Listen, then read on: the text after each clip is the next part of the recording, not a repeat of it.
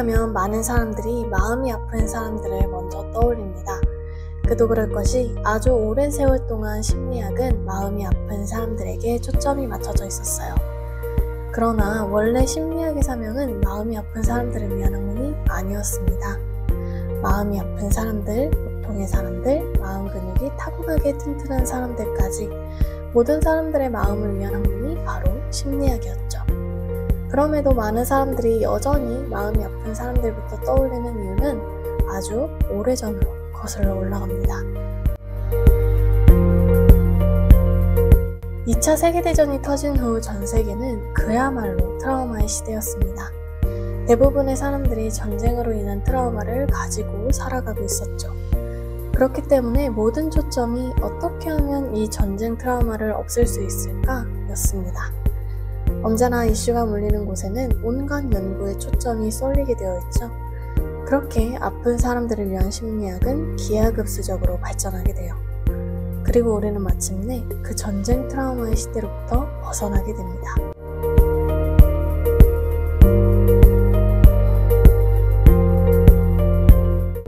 그런데 이상하죠?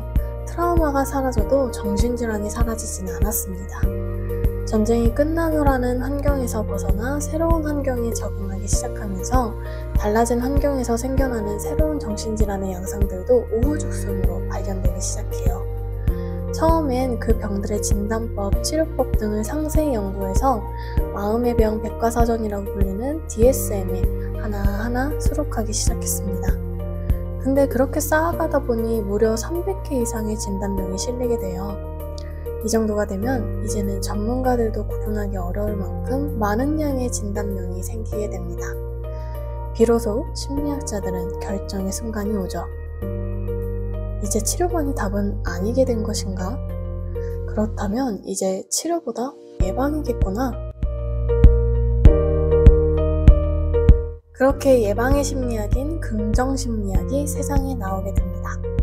사람들이 마음의 병을 앓기 전에 미리 마음의 근육을 키워서 삶에서 마주하게 되는 어려움을 스스로 극복하게 만들고 마음의 병을 앓지 않도록 또는 마음의 병을 앓더라도 심하게 앓지 않도록 심리적 예방만이 답이겠다 이렇게 생각하게 됩니다.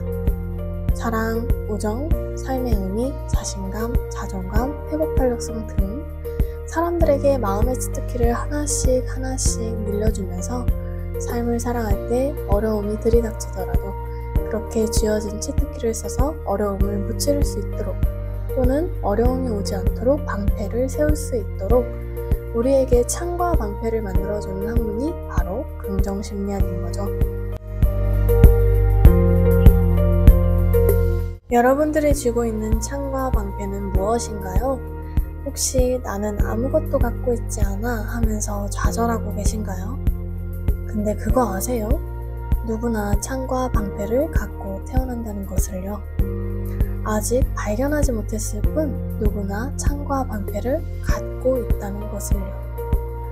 오늘부터 고민해 보셨으면 좋겠습니다. 과연 내가 갖고 있는 창과 방패는 무엇일까?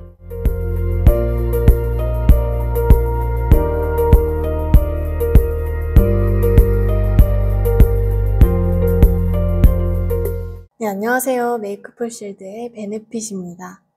지난 1화를 끝으로 오랜 시간 소식이 너무 없었죠. 그동안 정말 많은 일이 있었어요. 아무래도 매주 시간을 정해두고 라디오를 하지 않으면 계속 손 놓고 있게 될 것 같아서 이렇게 부랴부랴 마이크를 켰습니다. 모두 잘 지내고 계셨나요? 사람들은 누군가에게 안부를 물을 때 왜 잘 지내셨나요? 아니면 안녕하셨어요? 이렇게 묻잖아요. 여기서 말하는 이 안녕이 긍정심리학에서 말하는 웰빙, 즉 안녕감과 같은 의미라고 할 수가 있습니다. 이 안녕감은 웰빙 또는 요즘에는 또 웰리스라고 하시더라고요. 그래서 웰리스는 이 질병을 뜻하는 영단어 일리스에서 시작됐다고 하는데 유래에서 생각을 해보면 웰리스는 마치 좀 신체적이든 정신적이든 질병이 없는 상태 이런 것쯤으로 생각하기가 쉽습니다. 근데 그 의미보다는 조금 더 큰 개념으로 설명을 하는데 질병이 없는 상태뿐만 아니라 신체적, 정신적, 사회적 건강이 조화를 이루는 그런 삶의 질을 추구하는 개념이라고 한다고 해요. 사실은 저도 구글에서 정확한 뜻을 가져와서 읽어봤습니다. 그러니까 건강한 생활 습관을 주도적으로 관리하면서 더 나은 삶을 만드는 것을 목표로 하는 그런 생활 방식을 웰니스라고 한다고 해요. 이 웰니스는 웰빙, 행복, 건강 이런 것들을 모두 총칭하는 단어라고 하네요. 요즘에는 이 웰니스가 참 핫합니다. 대기업에서도 이 웰니스라는 키워드를 내세우고 있다고 해요. 그만큼 요즘 트렌드 중 하나라고 할 수가 있는데 그 정도로 많은 사람들이 어떻게 하면 잘 살아갈 수 있을까? 어떻게 하면 행복하게 살 수 있을까? 이런 거를 고민하는 시기이지 않나 싶습니다. 긍정심리학이 세상에 알려지고 나서 많은 심리학자들이 이 인간의 플러스 영역, 그러니까 예를 들면 사랑이나 우정처럼 대인관계에서 오는 그런 여러 가지 이로움들이나 아니면 회복 탄력성, 자기 효능감, 자존감 이런 것들에 대해서 연구를 하기 시작했어요. 이런 것들이 이제 어떻게 우리 삶을 이 웰빙으로 이끌까, 행복으로 이끌까 이런 것들을 이제 다양한 방법들을 연구를 하고 삶에 적용하기 시작을 했죠. 그중에서 우리가 살아가면서 이것을 우리 삶에 다양하게 적용시키면서 마음껏 활용하고 산다면 우리는 번영하는 삶을 살게 되고 웰빙하며 살아갈 수 있다고 말한 게 있는데요. 그게 바로 우리가 갖고 있는 강점입니다. 사람들은 누구나 강점을 가지고 있어요. 태어날 때부터 손에 쥐고 태어난 그런 타고난 강점도 있고 살아가면서 후천적으로 그렇게 갖게 되는 그런 강점도 있죠. 그렇기 때문에 이제 저마다 갖고 있는 강점은 무궁무진하게 이제 많고 다양한데요. 이 인간의 강점에 대해서 이제 심리학자들이 다양한 연구를 진행을 했는데, 수많은 연구 결과 인간이라면 누구나 갖고 있는 긍정적인 성품과 강점, 이런 것들을 발견하게 돼요. 그렇게 발견을 한 게 이제 총 6가지 성품이랑 24가지 강점들인데요. 긍정심리학의 창시자인 이 마틴 셀리그만이랑 크리스토퍼 피터슨이라는 이제 심리학 교수님이 주도하에 수많은 학자들이 참여를 해서 인간이라면 누구나 갖고 있는 강점은 무엇이 있는가 수많은 연구 끝에 이제 총 24가지의 강점들을 찾았고 이를 또다시 6가지 성품으로 묶어서 하나의 분류체계를 탄생시켰어요. 그것이 바로 이제 성격 강점 및 덕목 분류체계, 이거를 이제 VIA라고 말합니다. 우리는 누구나 이 24가지 강점을 모두 가지고 있는데요. 그렇지만 사람마다 그 중에서 이제 두드러지게 갖고 있는 강점이 다 달라서 누구는 A라는 강점을 대표적으로 갖고 있고 또 누구는 B라는 강점을 대표 강점으로 갖고 살아간다고 해요. 그렇게 이제 1위부터 24번째까지, 그러니까 24위까지 네, 대표 강점을 분류를 한 게 바로 VIA 테스트인데요. 이건 이제 구글에 치면 외국 사이트에서 무료로 테스트를 진행해 보실 수 있어요. 그러면 이제 1위부터 24위까지 내가 많이 갖고 있는 대표 강점과 좀 덜 가지고 있는 그런 강점들까지 쭉 나와요. 여기서 이제 주목해야 할 점은 우리에게 있는 타고난 특질처럼 거의 변함없이 이렇게 쭉 그렇게 그 순위를 가지고 가는 게 아니라 언제든지 그 순위는 변동될 가능성이 있다는 거죠. 그래서 이 부분에 대해서 살짝 이제 조금 더 언급을 해보자면 1위의 강점을 삶에서 충분히 써준다면 다음 순위의 강점이 서서히 올라온다고도 말합니다. 그러니까 부족한 강점에 초점을 맞추기보다 갖고 있는 강점을 충분히 써주라는 말이겠죠. 오늘 이 시간에 이 강점 이야기를 하는 이유는 우리는 저마다 갖고 있는 강점들이 최소 하나씩은 있는데 늘 부족한 점에만 치중을 해서 어떻게 보면 이 부족함을 채울 수 있을까 혈안이 되어 있지 않나 그런 생각이 들었어요. 그래서 오늘만큼은 내가 갖고 있는 강점은 뭘까? 이걸 깊이 생각해보는 시간을 가져보셨으면 좋겠어서 이 부분을 주제로 가져와 봤습니다. 더 나아간다면 이제 내가 갖고 있는 이 강점을 어떻게 하면 삶에 적용을 해볼 수 있을까? 또 이 라디오를 듣고 계시는 분들은 공방을 운영을 하시는 분들이 많으실 테니까 어떻게 하면 내 공방의 이 강점을 활용해 볼 수 있을까? 이런 것까지 이제 고민을 해보면 더 좋겠죠. 어쩌면 그게 좀 빠르게 다른 공방과의 차별화를 가져다 줄 수 있는 그런 포인트가 될 수 있지 않을까? 그런 생각도 해봤습니다. 그럼 제가 지금부터 총 6가지 덕목과 그 아래 하위 강점들은 무엇이 있는지 하나씩 소개를 해드릴게요. 들으시면서 나는 이 중에서 어떤 강점을 대표 강점으로 갖고 있을까 한번 좀 고민해 보시면 좋을 것 같습니다. 시간이 된다면 직접 테스트를 해보셔도 좋아요. 제가 영상 더보기란에 강점 검사 아까 말씀드렸던 VIA 테스트 그 검사 링크를 걸어둘 테니까 한번 하시고 그 다음에 이 설명을 들어보시는 것도 좋겠네요. 그럼 이제 하나씩 설명을 해보도록 하겠습니다. 먼저 지혜와 지식 덕목의 강점들입니다. 이 덕목에 있는 강점들은 지식을 쌓고 쌓은 지식을 활용하기까지 모두 해당되는 그런 인지적 강점이라고 할 수가 있어요. 총 5가지의 강점들이 이 덕목 아래 하위에 있는데요. 그 중에 첫 번째는 창의성이에요. 발상의 전환으로 새롭고 독창적인 것들을 마구마구 만들어내는 그런 창의력과 독창성을 모두 포함하는 강점입니다. 이거 우리 공방 작가분들께 있으면 더할 나위 없이 좋은 강점 아닙니까?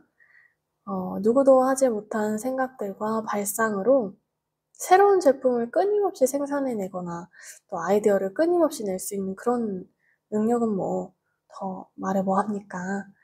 두말하면 입 아픈 공방 작가분들의 강점이라고 할 수가 있겠죠? 두 번째 강점은 호기심이에요. 경험에 이제 관심을 갖고 어떠한 대상이나 주제에 흥미진진한 요소를 잘 발견해내는 그런 능력을 말하는데요. 개인적으로 이 호기심을 대표 강점으로 갖고 계신 분은 삶이 굉장히 좀 재밌게 느껴지지 않을까? 그런 생각을 해봤습니다. 다른 사람들보다 흥미로운 것을 아주 자주 발견하게 되니까 삶이 얼마나 다채로울까 이렇게 생각을 해봤는데요.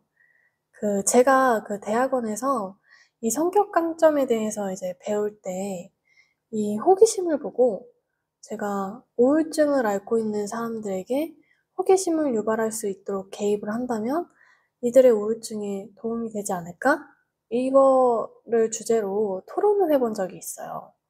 그래서 교수님도 이 토론 주제에 꽤 흥미롭게 이제 보셨던 걸로 기억을 하는데, 어떻게 보면 우울증이라는 건 삶의 흥미가 사라진 상태라고도 이제 할 수가 있으니까, 호기심을 흥미로 바라본다면, 이 일을 이제 좀 증진시킬 수 있는 그런 개입이, 우울증을 완화시킬 수 있는 개입이 될 수 있지 않을까? 뭐 그런 생각에서 시작한 토론이었죠. 다양한 의견들이 좀 오갔는데, 이 부분에 대한 연구가 있다면 좀 한번 찾아보고 싶다 이런 생각도 해봤고요.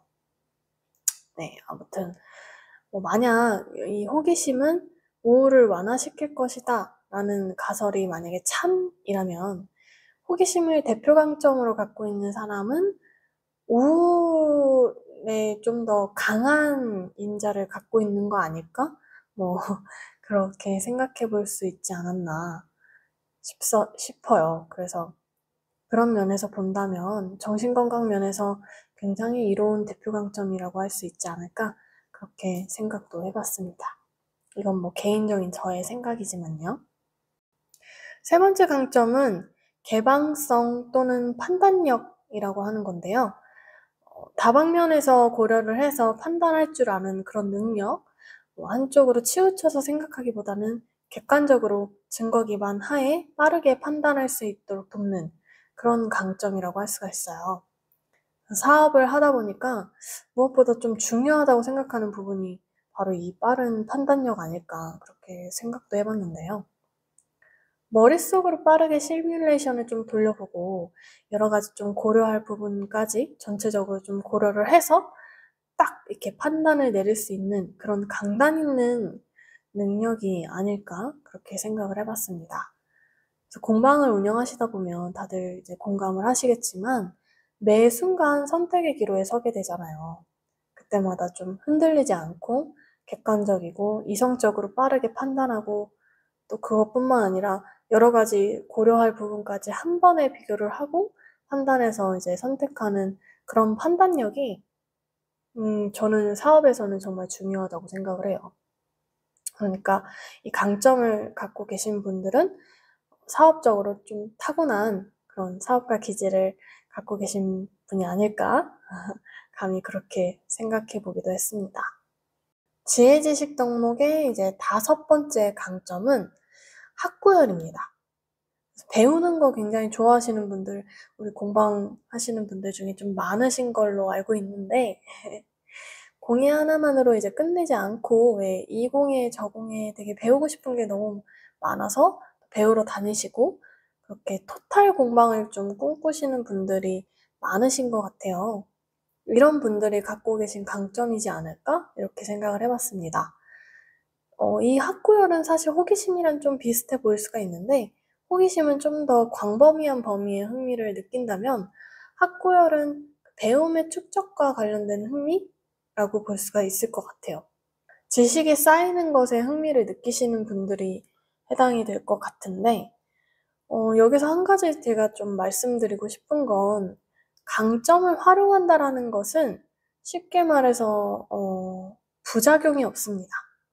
왜 이런 말씀을 제가 드리냐면 종종 그런 말들이 좀 자주 들리거든요. 배우고 싶은 게 너무 많은 건 공방을 운영할 때 좀 도움이 안 된다? 뭐 이런 말들이 좀 들리는데 그래서 혹자는 이제 토탈 공방보다 하나만 깊이 있게 파야 한다 이런 얘기도 하시는 걸 본 것 같아요. 근데 또 사실 저도 예전에는 그렇게 생각을 했었는데 이 공예라는 건 깊이 있게 연구를 하고 기술을 연마를 해서 뭔가 이 장인 정신으로 해야 하는 거 아닌가 이렇게 좀 생각을 해봤었어요. 근데 이제 요즘의 공방들을 보면 예전처럼 그런 장인의 그런 공방과는 좀 결이 다른 모습이 좀 보이는 것 같아요. 확실히 좀 공예 그 자체보다는 체험에 훨씬 더 치중된 그런 공방들이 많이 생기고 있는 것 같습니다. 그래서 그런지 좀 예전에는 장인 정신의 공방만이 좀 공방이다. 약간 이런 인식이 있었다면 요즘에는 그런 장인이 운영하시는 그런 공방이랑 체험형 여가 공간의 공방이랑 이렇게 좀 두 부류로 나눠지고 있지 않나? 그런 생각이 들었어요. 아무튼 그래서 다시 이제 얘기로 돌아가 본다면 배우고 싶은 게 너무 많다는 것이 공방 운영에 도움이 되지 않는 그런 약점처럼 느낄 수가 있는데 오히려 초점을 체험형 여가 공간의 공방으로 맞춘다면 이거 뭐 더할 나위 없는 강점이 되는 거겠죠. 그래서 내가 갖고 있는 강점을 어떻게 활용하냐의 문제일 뿐이지 강점이 약점이 되지는 않습니다. 그래서 이거를 기억해 주시면 좋을 것 같아요. 자, 이제 지혜지식 덕목의 마지막 강점은 바로 통찰입니다. 이거는 지혜와도 관련이 있는데요. 세상을 바라보는 눈이 좀 더 깊은 사람들의 강점이라고 할 수가 있을 것 같아요. 그래서 사물의 본질이나 무언가 내포되어 있는 참된 의미 같은 것들을 꿰뚫어 볼 수 있는 그런 능력이라고 할 수가 있습니다. 저는 이 통찰이 깊이 사유하는 능력에서 비롯된다고 생각을 하는데요. 단순히 드러난 면만 보고 지나치는 것이 아니라 좀 끊임없이 왜? 또는 뭐 어떻게? 뭐 때문이지? 뭐 이런 질문을 던지는 사람들에게 가장 많이 발견되는 강점이지 않을까 그렇게 생각해 봤습니다. 제가 좀 이 깊이 사유하는 경험들을 통해서 이 통찰이라는 강점이 서서히 순위권으로 올라오는 그런 경험을 했었거든요. 그래서 아마도 그렇지 않을까? 이렇게 생각을 좀 해봤어요. 그래서 강점은 이 노력으로도 길러낼 수 있다는데 만약 통찰력을 키우고 싶다면 깊이 사유해보는 그런 경험이 도움이 될 것 같다는 생각이 들었어요. 그냥 지나치지 않고 깊이 생각을 해보는 것, 그런 것들을 통해서 말이죠. 그래서 이 강점을 가지고 있는 우리 공방 작가분들은 지혜로운 조언을 해줄 수가 있어요. 그래서 저는 이 부분에서 창업교육을 하시는 분들께 최고의 강점이지 않을까? 이렇게 생각을 했었는데요. 창업은 단순히 기술 교육만으로는 어렵잖아요. 그래서 솔직히 말씀드리면 기술 교육만 하고 있는 창업 교육은 솔직히 전 반쪽짜리 교육이라고 생각을 합니다. 사업은 이 종합예술이라고도 말을 하는데 제품 생산, 아이디어 기획, 회계, 각종 사무 처리, 마케팅, 창업자의 마인드셋 이런 것까지 어느 하나 소홀히 할 수 없는 그런 멀티태스킹의 끝판왕이라고 생각을 해요. 그래서 이제 막 시작한 그런 초기 창업자들에게 있어서 선배 창업자의 지혜로운 조언은 좀 피가 되고 살이 되지 않을까 그렇게 생각을 해봤습니다. 그렇기 때문에 지혜로운 이 조언이 가능한 창업 멘토들이 저는 창업 교육을 해야 한다라고 그렇게 생각을 했었어요. 그래서 나는 공방 창업 교육을 전문적으로 하고 싶다. 그런 분들이 계시다면 내게 이런 강점이 있는지 한번 살펴보시는 것도 좋을 것 같아요. 최고의 강점이 될 수가 있을 것 같거든요. 그리고 제가 한 번 더 말씀드리면 강점은 이렇게 개발시킬 수도 있는 거니까 아까 말씀드렸던 것처럼 깊이 사유하고 깨달음을 얻고 그걸 적용해보고 이런 과정을 계속해서 이제 해본다면 이 통찰이라는 능력이 좀 커질 수 있는 거니까 만약에 나는 공방 창업 교육을 전문적으로 하고 싶다 한다면 이 지혜를 키워보는 것도 정말 도움이 되지 않을까? 특히 이 창업 쪽에서 공방을 운영하는 부분에서 그런 것들을 좀 키워보면 도움이 되지 않을까 그런 생각을 해봤습니다. 여기까지 첫 번째 덕목인 지혜, 지식 덕목의 5가지 강점을 소개를 해드렸는데요. 어떠세요? 여러분들이 갖고 계신 강점 중에 이 지혜, 지식 덕목에 있는 강점이 있을까요? 만약에 없더라도 이제 겨우 우리 5가지 알아봤으니까요. 여기서 없다고 실망하지는 마세요. 제가 계속 하나씩 설명을 해드릴게요. 다음은 용기 덕목입니다. 용기 덕목에는 4가지 강점이 있는데요. 이 용기는 그 말 그대로 어떠한 장애물이 있어도 그걸 기꺼이 딛고 넘어서서 목표를 성취하기 위한 그런 의지와 행동이라고 할 수가 있겠죠. 그래서 지혜지식 덕목의 강점들이 우리 인지적 강점에 해당이 된다면 이 용기 덕목의 강점들은 정서적 강점에 해당이 됩니다. 하나씩 살펴볼게요. 용기 덕목에는 총 4가지 강점들이 있는데요. 첫 번째는 당연히 용감함입니다. 위협이나 도전, 어려움, 고통으로부터 물러서지 않는 것, 반대가 있어도 옳은 것에 대해서 말을 하는 것, 내가 평판이 나쁠 때에도 확신을 갖고 소신껏 행동하는 그런 것들을 말하죠. 그래서 용감함은 신체적으로 행동하는 그런 용기뿐만 아니라 의지에서의 용기도 해당이 됩니다. 그래서 공방 운영을 사업적인 측면에서 바라본다면 어떻게 보면 이 용기 감점들은 기업가 정신에 해당되지 않을까 그렇게 생각을 했는데요. 이 기업가 정신에는 혁신성, 진취성, 위험 감수성이 있다고 합니다. 아마도 그 중에서 이 위험 감수성에 해당되지 않을까 생각을 해봤습니다. 이 기업가 정신에서 말하는 위험 감수성은 위험에 적극적으로 대처하는 자세 이런 것들을 말하는데 위험을 기꺼이 직면하고자 하는 개인의 특성이나 태도 그런 걸로 이제 불확실한 결과가 예상됨에도 기꺼이 과감하게 도전하려는 의지 이런 것들을 말한다고 합니다. 그래서 이게 한마디로 용감함 아닐까 이렇게 생각을 해봤는데 이 기업가 정신은 사업의 성과에 굉장히 많은 영향을 미친다고 해요. 그렇기 때문에 공방을 운영함에 있어서 사업적으로 성과를 이루기 위해서 도전을 마다하지 않고 소신껏 행동을 하면서 두려움 없이 이제 앞으로 나아가려는 그런 나의 의지와 행동에 상당히 도움을 주지 않을까 그렇게 생각을 합니다. 그래서 사업적인 면에서 아주 특출난 강점이 될 수 있지 않을까 그렇게 생각을 해봤어요. 그리고 두 번째 강점은 인내입니다. 인내가 왜 용기 덕목에 있지? 이렇게 좀 생각을 하실 수도 있을 것 같은데요. 이 인내는 내적이든 외적이든 어떠한 방해에도 불구하고 하고자 했던 말을 끝까지 이루는 그런 능력을 말합니다. 그래서 용기라는 덕목은 이 VI에 의해서 어떻게 설명을 하냐면 아까 말씀드렸듯이 내적, 외적 반대에 직면을 해서 목표를 성취하기 위한 의지의 사용이라고 설명을 하는데요.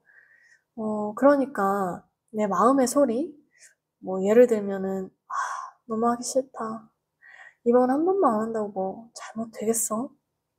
그냥 오늘 쉬어. 뭐 이런 유혹의 목소리 같은 것들이 막 들릴 때가 있잖아요. 뭐 또는 내 안에서 들리지 않더라도 주변에서 하는 소리들도 있을 거예요. 예를 들면 그거 뭐 쓰잘데기 없는 거에 너 아예 아까운 그런 청춘을 쓰냐? 남들이 다 한다는 뭐 그런 거나 해봐라. 그거 뭐 돈 돼? 뭐 먹고 살 만큼은 버냐? 뭐 이런 말들. 사실 이런 말들 들으면 굉장히 속에서 천불이 나고 막 혹은 진짜 좀 그런 말들을 자주 듣게 되면 나도 진짜 그런가? 진짜 내가 괜히 쓰잘데기 없는 거 하고 있나? 이런 생각이 들 정도로 흔들리는 그런 말들 있잖아요. 그래서 그런 말들과 유혹에도 불구하고 내가 하고자 하는 방향으로 묵묵히 나아가는 그런 자세가 딱 VI에서 말하는 용기 덕목이 아닐까 이렇게 생각해 볼 수 있습니다. 그래서 이 부분에 대해서 제가 좀 따로 해석을 해보자면 왜 남들이 모두 같은 방향을 가리킬 때 나는 소신껏 반대 방향을 가리키는 것도 엄청나게 용기 있는 행동이잖아요. 어떻게 보면 그런 맥락의 이제 용기라는 거죠. 남들이 다 그거 안 된다, 뭐 다른 거 해봐라, 이게 잘 된다더라. 아무리 떠들어도 내가 생각한 게 맞다고 확신을 가지고 중요한 건 끝장을 보는 것. 이게 바로 용기이자 인내 아닐까 이렇게 생각해 볼 수 있습니다. 그러니까 이거 엄청난 강점인 거예요. 저는 개인적으로 이 강점을 갖고 계신 분들이 정말 부러웠어요. 제가 앞에서 말한 그런 말들 있죠? 내 브랜드를 운영하면서, 내 공방을 운영하면서, 솔직히 한 번쯤은 좀 들어보셨을 것 같기는 한데, 그런 얘기들. 좀 다른 거 해봐. 그거 언제까지 할 거야? 막 이런 얘기들 있잖아요. 그래서 그럴 때마다 사실 얼마나 무너지고 좀 흔들리고 좀 무력해집니까? 근데 그럼에도 불구하고 칼을 뽑아들었다면 난 무라도 베겠다 이런 의지로 끝장을 보시는 분들이 어떠한 결과를 얻든 그 자체야말로 굉장히 값진 결과이자 노력의 성과 아닐까 그렇게 생각을 했어요. 그래서 그렇게 끈기 있고 인내심이 강한 그런 사람들한테 우리는 좀 넌 뭘 해도 될 거다 이렇게 말을 하잖아요. 그래서 비록 여기서 이제 원하는 결과를 얻지는 못하더라도 그 인내의 경험으로 다른 분야에선 더 쉽게 인내를 발휘할 수 있게 되기도 하고 그렇게 되면 이제 반드시 언젠가 원하는 바를 이루게 될 거잖아요. 저는 그렇게 생각을 해요. 그렇기 때문에 이 인내 강점을 가지고 계신 분들이 이제 있다면 나는 진짜 끝장을 보는 성격이야, 맞아. 이렇게 생각을 하신다면 얼른 쾌재를 부르세요. 나 좀 성공이 보장된 그런 강점 가지고 있다? 뭐 이렇게 그런 엄청난 강점을 갖고 있는 거니까요. 세 번째 강점은 진실성이에요. 이 진실성도 인내와 비슷한 맥락의 그런 용기 강점입니다. 옛날에, 이거 말하면 약간 제 나이가 좀 가늠이 될 것 같은데, 옛날 한 2000년대 초였나요? 어떤 CF에서 이런 카피가 나온 적이 있어요. 모두가 yes라고 말할 때 no라고 말할 수 있는 사람. 이런 카피가 나온 적이 있는데 아마 기억나시는 분들도 몇 분 계실 것 같은데 이 진실성의 강점은 바로 이런 의미의 용기 강점입니다. 자신이 생각하는 진실을 타협하지 않고 세상과 또는 사람들과 타협하지 않고 진실 그대로 말하고 행동할 수 있는 그런 용기를 말하죠. 이 진실성의 강점은 다른 말로는 진정성이라고도 말을 하는데요. 솔직함이랑 진정성을 좀 많이 헷갈리시는 분들이 많더라고요. 이 솔직함과 진정성은 조금 다른 게, 솔직함은 때와 장소에 상관없이 솔직한 거를 말을 한다면, 이 진정성은 때와 장소에 맞게 솔직한 거를 말한다고 합니다. 마음이 이제 온전히 와닿은 감정? 이런 게 진정성이라고도 볼 수 있을 것 같고요.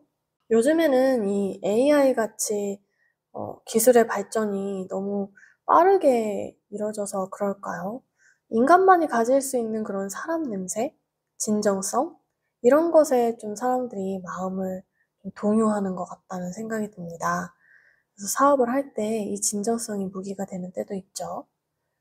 우리가 결국 사람의 마음을 움직여서 액팅을 유도하는 그런 일을 하고 있다고 생각을 한다면, 이 진정성만큼 큰 강점은 없는 것 같아요. 사람의 마음을 움직이는 그런 강력한 무기가 바로 진정성이라고 할 수 있으니까요. 그래서 내 브랜드, 내 공방에 찐팬을 만들고 싶다. 그런다면, 뭐 이렇게 찐팬을 만들고 싶거나 뭉근하게 좀 오래도록 그렇게 사람들의 마음에 자리 잡고 싶은 그런 기억에 남는 브랜드, 공방 이런 게 되고 싶다면 이 진정성의 강점을 굉장히 적극적으로 활용을 해보시면 좋을 것 같다는 생각이 듭니다. 마음을 움직여서 액팅을 유도하는 그런 최고의 강점이기도 하니까요. 자, 용기 덕목의 마지막 강점은 바로 활력입니다. 아니, 이거야말로 좀 용기라고 보기 어렵지 않나? 뭐 이런 의문이 드실 수도 있을 것 같아요. 이 활력 강점은 다른 말로 열정, 열망, 활기, 뭐 에너지 이런 것들로 설명을 하는데요. 아까 기업가 정신에서 그 진취성? 이 부분이 이제 아마 이 활력에 해당되지 않을까 그렇게 생각을 해봤어요. 그래서 어떠한 장애물에도 불구하고 이제 앞으로 나아가는 힘? 그런 게 이제 열정이라고 한다면 이건 역시 이제 용기에 해당할 수 있을 것 같아요. 그래서 기업가 정신이 말하는 진취성이 이제 뭔지 들어보면 왜 열정이 용기 강점인지 더욱 또렷하게 이제 이해가 되실 것 같은데요. 기업가 정신의 이 진취성은 불확실성이 존재함에도 끊임없이 새로운 기회를 찾으려고 노력을 하면서 새로운 시장을 개척하고 주도적인 위치를 선점하기 위해서 그렇게 노력을 하는 행동, 이런 것들을 말한다고 합니다. 그러니까 말하자면 불도저 같은 그런 카리스마의 리더 모습 같다고나 할까요? 근데 이거 완전 용기가 없으면 안 되는 일 아닐까? 이렇게 생각을 해봤어요. 그래서 앞으로 나아가는 그런 진취력은 발목을 잡는 여러 가지 그런 다양한 장애물들, 말하자면 무찌르고 그렇게 앞으로 계속해서 나아가는 그런 거라고 이제 볼 수 있을 것 같은데요. 그런 면에서 본다면 열정 역시 용기 덕목에 해당이 되는 거겠죠.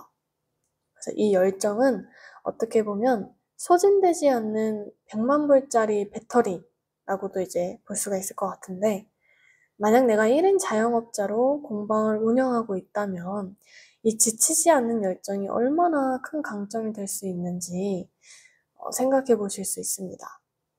다들 아시겠지만 이제 우리가 지쳐서 주저앉아 버리면 냉혹한 현실에서는 멈춰버린 사업처럼 보일 거잖아요. 소비자들은 내가 지쳤는지 좌절 중인지 아무 관심이 없으니까요. 그래서 그냥 그들의 눈에는 그냥 멈춰있는 사업처럼 보일 거예요. 그렇기 때문에 지치지 않는 100만 불짜리 배터리는 소비자에게 끊임없이 움직이고 있는 그런 브랜드다라는 인식을 심어주게 되는 거겠죠. 언제나 이제 활력이 넘치는 곳에는 사람들이 몰려들기 마련이니까요.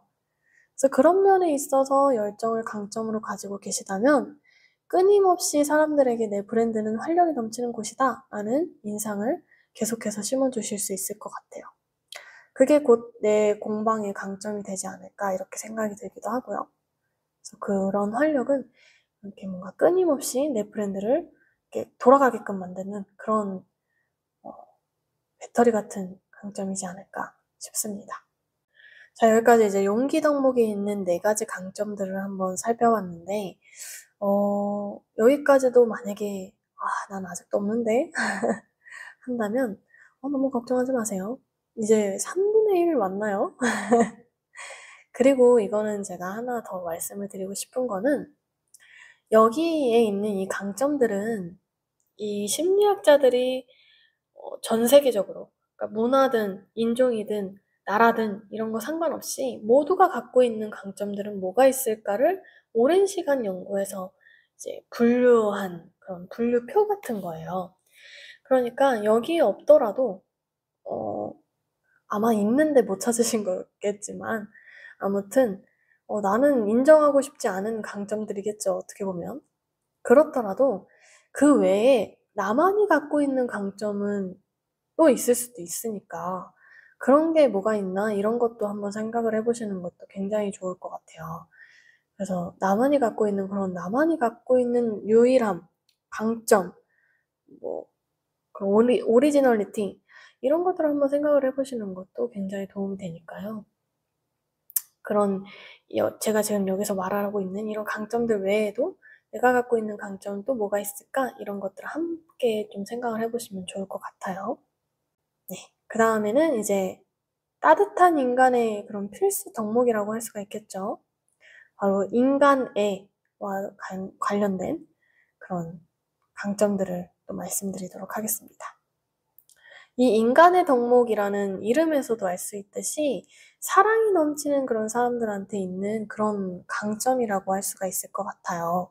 그래서 인간의 강점은 관계 안에서 친밀한 관계를 맺고 돌봄을 줄 수 있는 그런 대인간 강점에 해당이 됩니다.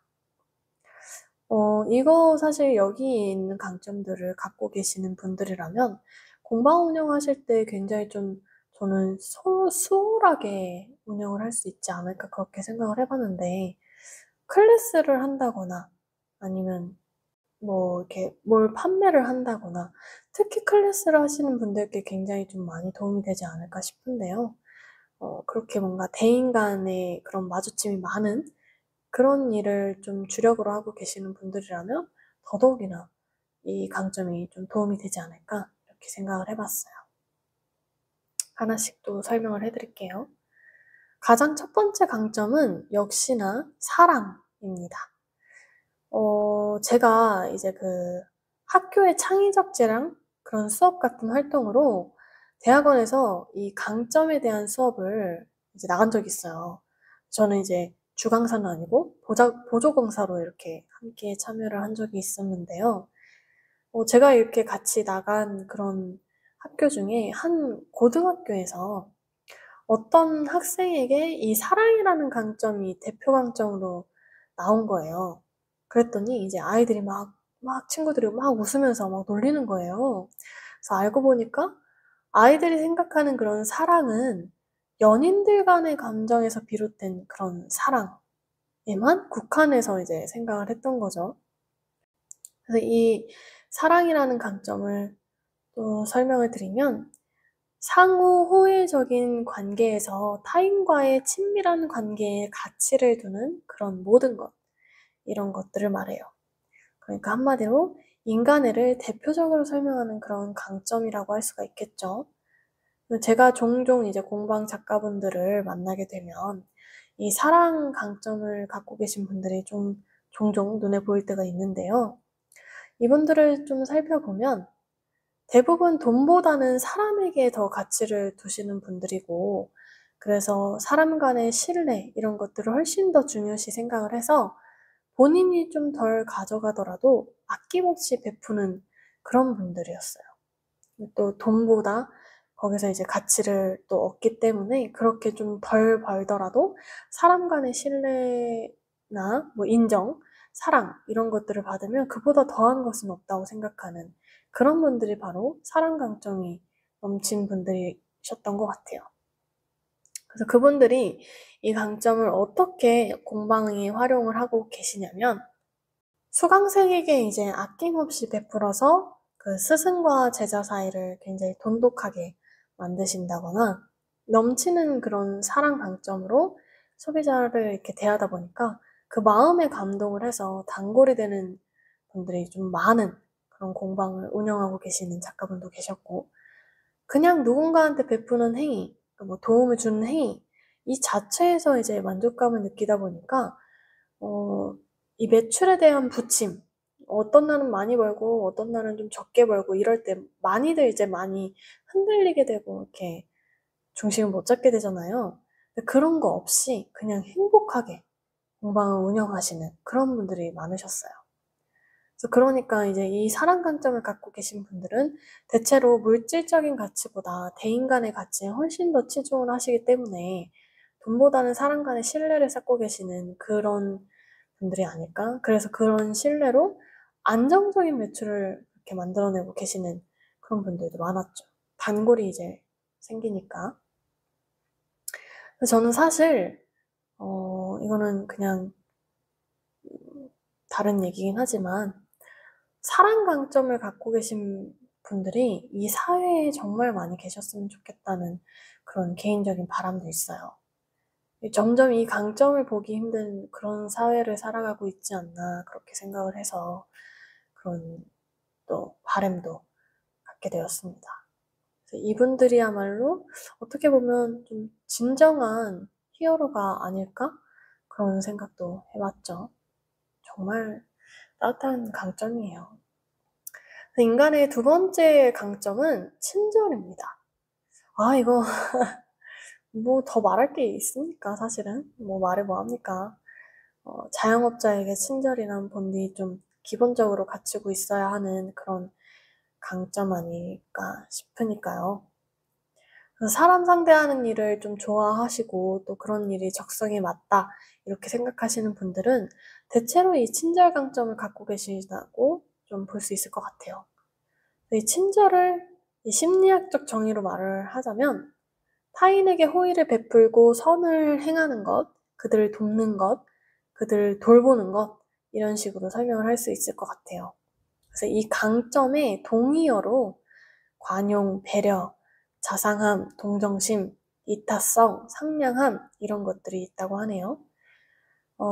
제가 그 소비자 입장에서 그 음식점에 들어가면 굉장히 친절한데 맛이 좀 평타치는 곳이 있고, 왜 그 불친절한데 맛은 있는 그런 집이 있잖아요. 그러면 저는 무조건 친절한 곳으로 재방문을 합니다. 아무리 맛있어도 맛있는 음식이 넘쳐나는데 굳이 불쾌한 경험을 하러 가고 싶진 않잖아요. 다른 데 또 맛있는 음식을 하는 데는 많은데 굳이 그 집을 갈 필요는 없으니까요. 근데 맛이 좀 거기서 거기다. 맛없는 게 아니다. 그러면 친절한 곳은 꼭 다시 가고 싶어지는 그런 게 있는 것 같아요, 저는. 뭔가 이 삭막한 일상에 좀 작은 위로를 받으러 가는 그런 느낌이랄까요? 그래서 실제로 이제 제가 있는 사무실에는 한식 뷔페가 두 곳이 있는데요. 한 곳은 정말 맛있고 메뉴가 굉장히 다양한데 사장님이 조금 불친절하시고요. 한 곳은 그냥 무난무난한 음식들로 구성이 되어 있는데 사장님이 진짜 말도 못하게 친절을 하세요. 항상 들어가면 웃는 얼굴로 막 눈 마주치시면서 막 이렇게 안녕하세요 이렇게 해주시기도 하고 항상 테이블을 닦으러 이제 분주하게 움직이시면서 이제 손님들께 따뜻한 안부도 가끔 물어주시고 그렇게 하시는 분이 계셨거든요. 그렇게 하는 이제 한식 뷔페가 하나 있고요. 그래서 솔직히 말하면 구성이 매번 좀 비슷비슷해서 막 맛있다고 느껴지는 건 사실 딱히 많이 없어요. 근데 그럼에도 불구하고 저는 기본적으로 이곳을 좀 자주 갑니다. 그래서 오늘 좀 특식을 먹고 싶은데 할 때만 그 불친절을 감수하고도 맛있는 한식 뷔페에 가고는 하는데 정말 아주 좀 가끔이고요. 그래서 이런 거 보면 알 수 있듯이 저는 좀 개인적으로 재방문율을 높이고 싶다 그렇게 생각을 하신다면 기본적으로 좀 무조건 친절하셔라 이렇게 말씀을 드리고 싶어요. 그러면서 제품력까지 좋으면 뭐 말해 뭐 합니까? 무조건 단골이죠. 그래서 저는 이 뭐라고 할까요? 요새 사업용어로 해자라고 하는데, 그러니까 강력한 해자다 이렇게 얘기를 하는데, 그 해자라는 게 그 경쟁업체에서 쉽게 나를 이렇게 침범하기 어려운 그런 기업의 구조적 경쟁 우위 이런 거라고 얘기를 하더라고요. 그러니까 말하자면 성곽 같이 내 영역을 좀 지키는 뭐 그런 거라고 할 수 있을 것 같은데, 그런 것처럼 방어적인 뭔가 강력한 힘? 뭐 제가 좀 말이 너무 정리가 안 되는데, 아무튼 그런 거를 해주는 게 이 친절 아닐까? 이렇게 좀 생각을 해봤어요. 생각보다 사람들이 친절하지 않은 것이 굉장히 많아요. 그런 거 보면 좀 모든 가게는 무조건 친절이 기본으로 먹고 들어간다? 이건 또 아닌 것 같거든요. 사람의 마음을 이제 움직이게 하는 것도 친절이 굉장히 강력한 무기가 되기도 하고요. 그래서 거기 그 안에서 뭔가 이렇게 제품에 대한 경험이나 즐거운 경험, 이거 공방으로 치면은 클래스로 만약에 생각을 한다면, 클래스를 하는 그런 즐거움, 클래스 자체에서 오는 그런 즐거움, 이런 것들을 크게 느끼지 않더라도 이 친절만 제대로 이렇게 베풀면 계속 생각나게 되는 그런 무언가가 있는 것 같아요. 근데 오히려 반대라면 너무너무 이제 즐거운 클래스를 했어요. 근데 사실 뭐 친절하지 않으면 즐거운 클래스가 가능할지 잘 모르겠지만, 일단은 어쨌든 이렇게 비교를 하자면 너무너무 이제 재미있는 무언가를 체험했다고 칩시다. 근데 불친절했어요. 그러면 다시는 안 오죠. 특히나 요즘 같은 이제 공방 업계를 가만히 살펴보면 이 공방에서도 하는 게 이 B라는 공방에서도 하는 그런 것들이 되게 많잖아요. 그러면 내 공방에 오게끔 하는 강력한 그런 무엇, 이런 게 굉장히 필요한 그런 시기가 왔는데, 만약에 친절하지 않다. 그러면은 사실 일회성 수강생들? 네, 그치지 않을까. 그런 생각을 좀 해봤어요. 그래서 꼭 친절이 아니더라도 뭔가 이 사람도 좋은 경험을 해줄 수 있는 무언가가 있다면 저는 그 친절만큼의 강력한 해자라고 할 수 있을 것 같습니다. 해자가 여기에 쓰이는 건지 저도 잘 모르겠지만, 아무튼 강력한 무기가 되지 않을까? 이렇게 생각을 해봤어요. 우리는 이제 내 공방에 와야만 하는 이유, 이런 거를 생각해봐야 하는 그런 시기에 닥쳤으니까요. 아무튼 만약 이 친절 강점을 대표 강점으로 갖고 계시는 분들이라면 남들보다 쉽게 그 단골을 만들어낼 수 있는 그런 능력을 갖고 계시다고 볼 수 있을 것 같아요.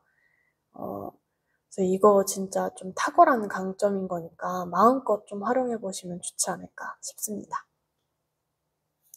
인간의 덕목의 이제 마지막 강점은 바로 사회성입니다. 사회성이 왜 인간의 덕목에 있을까? 이렇게 약간의 의문을 갖고 들으시는 분들도 계실 것 같지만 한번 설명을 들어보세요. 사실 이 사회성이라는 강점은 정서지능이랑 개인지능이랑도 관련이 있어요. 심심찮게 왜 우리 그런 말들 많이 들어보잖아요. 공감 능력도 지능이다. 이 사회성의 정확한 정의는 상대방과 자신에 대한 동기와 감정을 인식하는 것, 그리고 다양한 사회적 상황에서 가장 적합한 행동이 무엇인지 아는 것, 그리고 무엇이 상대방을 힘들게 하는지 아는 것, 이런 게 사회성이라고 해요. 이거는 상대방에 대한 공감 능력이 없이는 사실 불가능한 거라고 볼 수가 있으니까요. 그래서 상대방이 무엇을 원하는지, 이 상황에서 가장 적절한 행동과 말이 뭔지 빠르게 캐치해서 그렇게 할 수 있는 그런 능력. 그러니까 한마디로 적절한 상황에 적절한 행동을 할 수 있는 그런 능력이라고 볼 수 있을 것 같은데, 그렇기 때문에 정서 지능, 개인 지능 이런 거랑 관련이 있지 않나 이렇게 좀 생각해 볼 수가 있어요. 어느 정도 좀 눈치가 있어야 가능한 거고, 저는 이걸 좀 사회적 상황에서의 센스라고 생각을 하는데, 우리가 어떻게 보면 이 사람을 상대하는 그런 직업이기도 하니까 이 사회적인 센스가 없으면 사실 좀 많이 힘들어지잖아요. 그래서 내 고객이 원하는 것이 무엇인지 빠르게 좀 파악을 해서 적절하게 제공을 할 수 있는 그런 것, 또 뭐 고객을 대하는 그런 나의 애티튜드, 이런 것까지 모두 연결되는 그런 강점이라고 생각을 해요. 그래서 이 강점을 갖고 계시다면 공방 운영에 있어서 뭐 참 좀 센스가 타고났다, 뭐 이런 말을 좀 많이 듣게 되시지 않을까. 사장님 진짜 센스가 좀 남다르신 것 같아요. 뭐 이런 사회적 상황에서의 센스, 이런 것들이 좀 이미 드러나 있지 않으셨을까, 이런 생각을 하게 됩니다. 네. 여기까지 이제 총 12개의 강점을 알아봤는데요. 어떤가요? 여러분들이 갖고 있는 강점 중에 여기서 말한 강점이 혹시 몇 가지나 해당이 되실까요? 강점은 많으면 많을수록 좋은 것 중에 하나예요. 그래서 하나만 갖고 있어도 사실 충분하긴 한데, 여러 개를 갖고 있다면 내 인생에 쓸 수 있는 치트키가 사실 여러 개인 셈이니까 삶이 좀 수월하게 돌아가겠죠. 그래서 아까도 말씀드렸듯이 강점은 개발할 수 있어요. 내가 갖고 있는 강점 중에 더 개발하고 싶은 게 있다면 열심히 그 강점을 써주시면 됩니다. 그래서 우리는 모두 이 24가지 강점을 갖고 있지만 무엇을 더 특출나게 갖고 있냐의 이 차이니까요. 혹시 오늘 소개한 강점 중에 나는 좀 특출나게 이런 걸 좀 개발시키고 싶다 한다면, 제가 드린 팁이나 아니면 여러 가지 이제 생각을 해보신 다음에 많이 써주시면 훨씬 더 많이 특출나질 수 있다, 이렇게 얘기를 할 수 있죠. 뭐 오늘 소개한 강점 중에 나는 사실 특출난 게 하나도 없는데, 뭐 이렇게 생각을 하셔도 사실은 그게 아닐 것 같지만, 그렇게 생각을 하셔도 좌절하지 마세요. 다음 영상에서 나머지 12개 강점을 또 소개해 드릴 거니까요. 오늘 소개해드린 강점 중에 만약에 없다면 그 중에 여러분들이 특출나게 갖고 있는 강점이 하나는 반드시 나오게 될 거예요. 그래서 기다려주시고 다음 영상에서 한번 확인해 주시면 더 감사할 것 같습니다.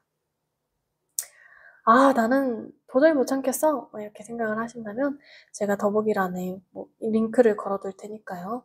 들어가셔서 직접 성격 강점 그 테스트를 해보셔도 좋아요. 만약 링크가 좀 안 보이거나 클릭이 안 된다면 구글에 VIA 테스트 이렇게 치면 외국 사이트가 하나 나오거든요. 거기서 이제 테스트를 해보셔도 좋습니다. 오늘 만약에 없다고 하시더라도 아마 그 테스트에서 몇 가지가 또 나올 수가 있어요. 보통은 이제 1위에서 24위까지의 그 강점 중에 한 5위까지 있는 강점을 다 나의 대표 강점이다, 이렇게 얘기를 하고, 그 중에서 제일 대표 강점은 1위에서 3위까지다, 이렇게 얘기를 하는데, 다 그렇게 나올 거니까요. 한번 테스트를 해보시는 것도 좋을 것 같다는 생각이 드네요.